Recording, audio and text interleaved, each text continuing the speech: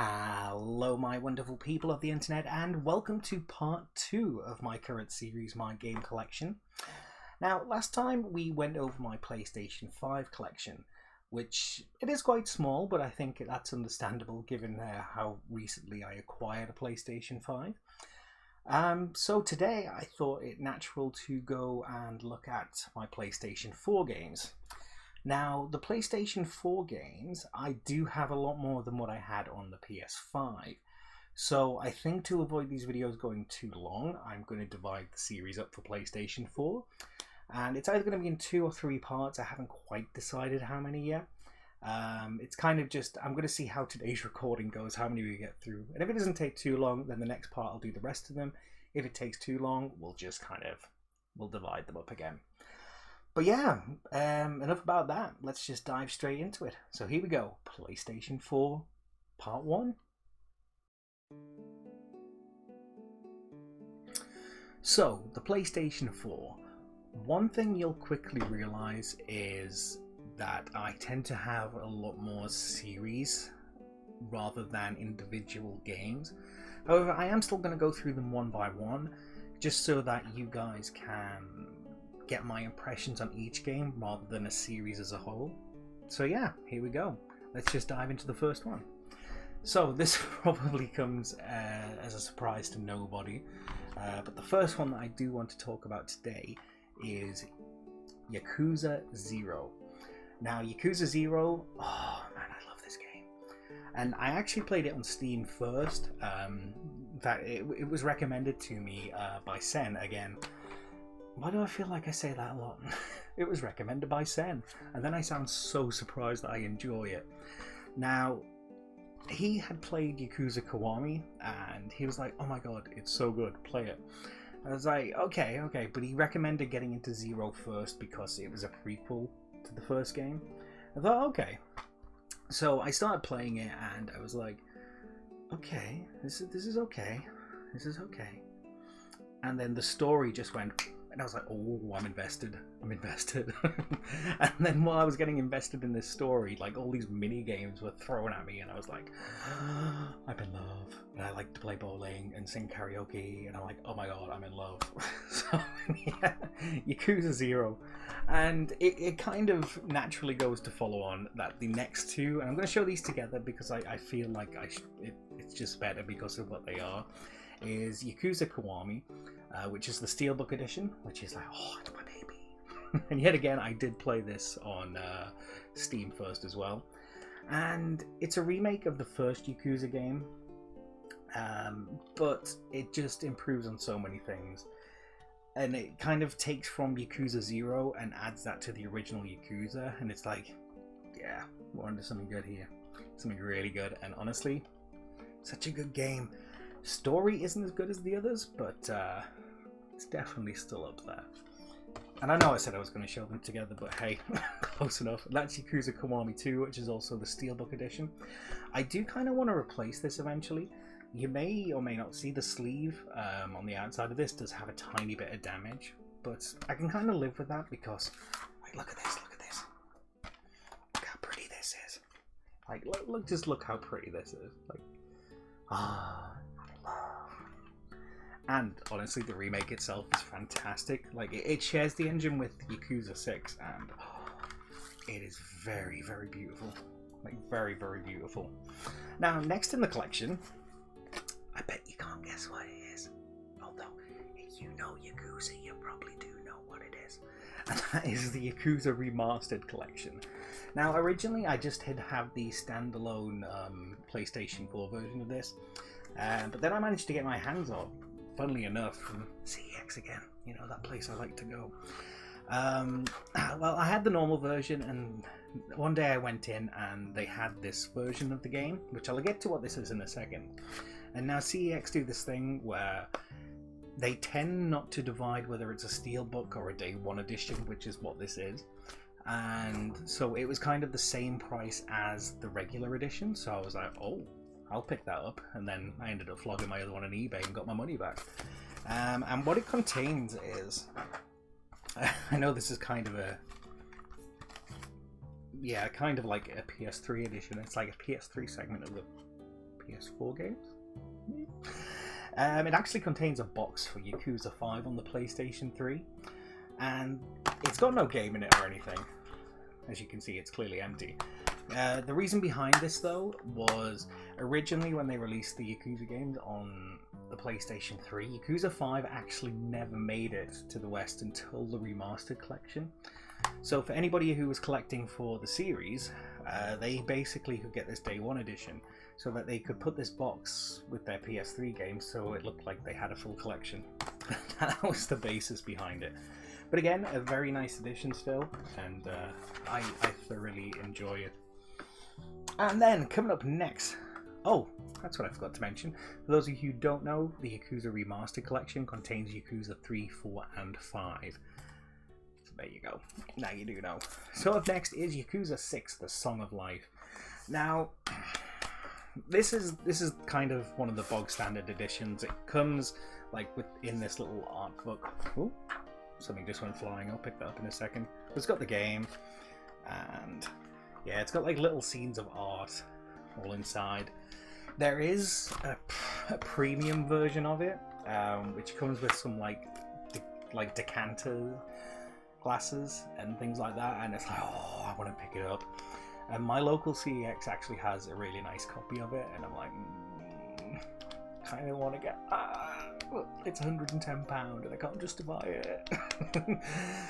Maybe one day. Who knows? Who knows? Do you think I should get it, guys? Let me know. And next up, we're coming to the end of Yakuza. Okay, I promise. Is Yakuza Like a Dragon.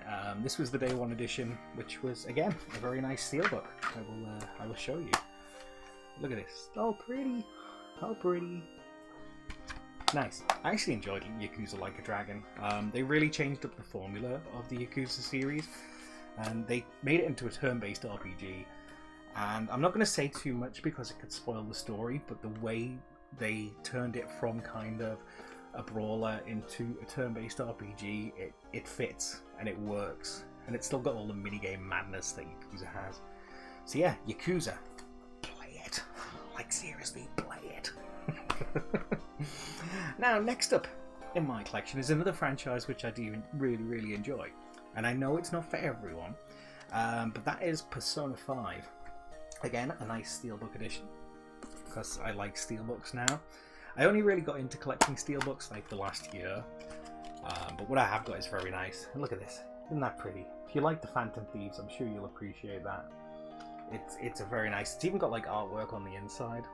It's just a very nice, well put together steelbook.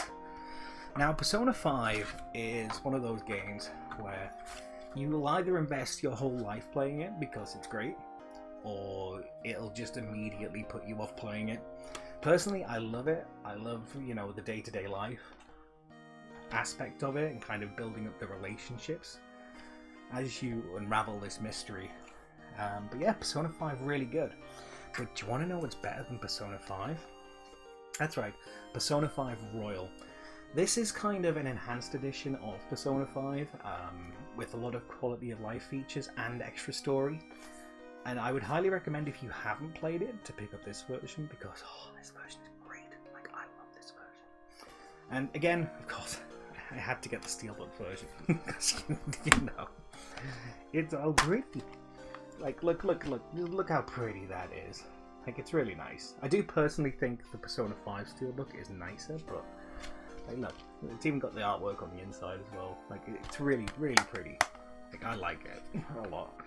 In fact, this is the very steelbook that got me collecting steelbooks, so I think that says a lot, really. But yeah, Persona 5 it's enjoyable to me anyway. I really like it, and that's one of the reasons why I picked up like every version of it there. Except for there is again a premium edition where you get like a Joker's mask. My local CX had that. Again, £110. I was kind of the same as Yakuza, and I was like, I really want to pick this up, but I can't justify it. And it has sold now, so I'm a bit like, oh. But again, I couldn't justify it, so it's kind of saved me money.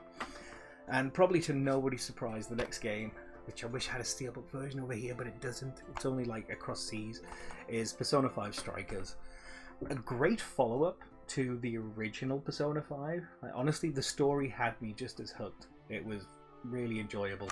Tiny bit predictable, but really, really enjoyable. Like, seriously, if you like these style games. Now, I know it's meant to be kind of in the style of a Warriors game for those of you who've played those, but honestly, it doesn't feel that way just because of how it still utilizes Persona's kind of weakness system to get you ahead.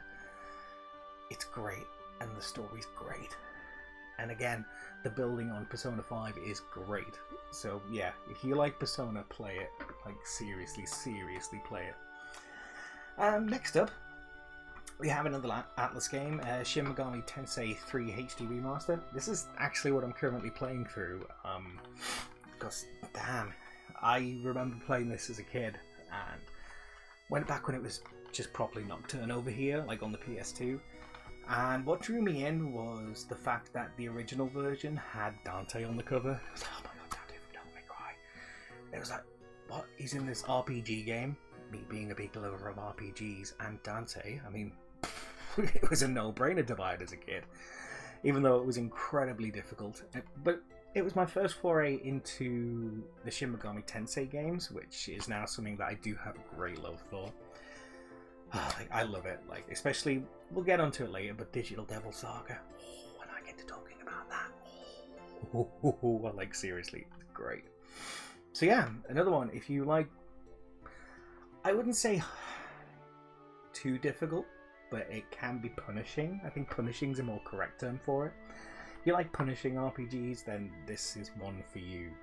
Just be aware, because it is a PS2 port, it does kind of suffer from some of those, well, lack of quality of life features that early RPGs had. If you're into RPGs, I'm sure you know what they are. Coming up next, though, oh, I've just picked this up and I'm thinking, these names, man, I always struggle to say these names, so I apologise to any fans of this series, myself being one of them, that I am gonna butcher these. So the next one up is Tales of Zestiria. Now, when I first picked up Zestiria, it was originally on the PS3, and I was not a fan. Like, it changed so much of the Tales formula that I was kind of like, I'll put that back. And I did. And I sold my copy on the PS3, and I had no ambition to play it or pick it up again. And then a few years down the line, and this is the one I'm going to butcher, by the way. Tales of... Oh my god, I can't even say it. Tales of that one. That one. Came out on the PS4, and I played it. And I got so far through it, I was enjoying it, but I never finished it. And I was like, okay, maybe I just don't like the Tales of games anymore. Anyway, a few years later, actually going back last year. Oh, hello. You've turned off. I ended up playing these on Steam. Like, I bought both of these on Steam and played through that one first. And I was like, okay, this is fun. I actually really enjoyed it. I got through the game, did everything I could. And so it made me think, should I go back and play Zestiria? And I did. And I finished it. And I got past the part which I didn't enjoy originally. And the game just opens up and becomes amazing. So yeah, actually worth it. Which I'm surprised at myself even saying. And then we have Tales of Vesperia Definitive Edition. Now, you might notice that this is still sealed. Quickly. But yeah, I actually own this on Steam as well, and that's where I more recently played it, which is why I haven't opened it. Now, this game is the complete version of this game. Originally, we got it on the Xbox 360 over here, which is actually where I played it first. And that game is 90% of the true game. Like, they had ambitions for what they wanted to release, and yeah, the Xbox kind of got, well, shunted with 90% of the game, and Japan got their version, which they got the 100% version of the game. And then, yeah, they released this as the definitive edition all this time later, and it was like, yay, because we could play the full thing, and it's wonderful. Like, honestly, this is up there as one of the top Tales of games. Like, play it. One day I might actually do a top 10 Tales of games because you need to see how hard this ranks. But yeah, next up we have, well, before we get there, we have 5 more games today. And I don't think any of these will surprise you. Especially this next one, because it's one of my favourites. And you know what? You should really, really play it. Yay! It's Final Fantasy VIII Remastered. I cannot go on how good I think Final Fantasy VIII is, even though a lot of people think it's one of the worst Final Fantasies. Like, you guys, well, most of you guys know my feelings on this game, and it is amazing. Like, I am not ashamed to say I own this multiple times. Like, on Switch, I own it on Steam, and then even the original version of the game, before it was remastered. I own that so many times there as well. It's not even funny how many times I own this game. But yeah, play it. Don't let the junction system put you off. It's wonderful. And next up, we have Final Fantasy X and X-2. Now, a lot of people think that Final Fantasy X is where Final Fantasy started to go kind of linear, rather than letting you explore so much, which I kind of see. However, I think it does it in a way which really fits the story. And I know some people out there think Final Fantasy X is one of the greatest Final Fantasies. Personally, I enjoy it, and I love it a lot, but I don't think it's in the camp of the best Final Fantasy. Sorry, Zen. I'm sorry. It might tell me off for that. Harp might tell me off as well, but hey, it's my opinion, right? And Final Fantasy X-2. Now, I love X-2. I love everything they did with it. I do feel it's a very watered-down version of Final Fantasy X. And I'm not going to lie, I do enjoy playing the game. But is the kicker. When it originally came out on the PS2, there was a section of the game, it was kind of optional content, that kind of kicked my butt, like big time, and I could not for love nor money do it. And ever since then, every time I try to play the game, I just think of that, and it's kind of like, nope. Not today. So I end up not playing the game because of it, which is a shame because I would really like to play X-2 again, and hopefully one day I will. Next up we have, again, what some people would call not the worst Final Fantasy. It was a very different Final Fantasy. When it first came out, a lot of people did not like it. I just realised I've still got a sticker on the box. Let me get that off. You know, professional. Yeah, a lot of people didn't like it, but I think as time's gone on, a lot of people have grown to appreciate this game. And yeah, I'm leaving that sticker on. It ain't coming off. That's probably why I didn't take it off. And that is Final Fantasy XII Zodiac Age. Yeah, again, my lovely CAX sticker shows how much you go there. Now, there is another version of this game that I do want to pick up, which is the Steelbook version. But damn, can I not find it? I can't find it. I've looked. I could go on eBay and just buy it, but where's the fun in that, right? Unless you can find it cheap enough in an auction, of course. But yeah, Zodiac Age really changed up Final Fantasy, because they had Final Fantasy X, then they had Final Fantasy XI, which was a huge departure because it was just an online MMO. And then they came back to single player with Final Fantasy XII. Which, yeah, it kind of moved away from what was turn-based battles, which Final Fantasy had gone with for such a long time. And I think that's why it had such a poor reception. Well, that and the main character is awful. Like, Vaughn is terrible as a main character, and if you have played it, you will understand that. But yeah, the game itself, I really enjoy the game. And I know some people hate it, which kind of bugs me, because, you know, you can have a lot of fun with it. But hey, I get it's not for everyone. I shouldn't say I hate that, because I do get it's not for everyone. But honestly, if you haven't tried it, give it a chance. All I say is get past Ravenasta. Just get past that section of the game, please. There's so much to explore. But yeah, next up on my list. Wow, there was a sticker stuck on this one as well. This shows my feelings towards this game already, just the condition it's in. And that is Final Fantasy 15. I've wanted to love Final Fantasy 15 so hard. Like, I have tried so hard, and I will keep trying. I mean, just look at Tales of that one I can't pronounce and Tales of Zestiria. I went for so long being like, I mean, there are elements of this I enjoy, and I know one day I will get through it and I will play the DLC, because I actually own the DLC as well.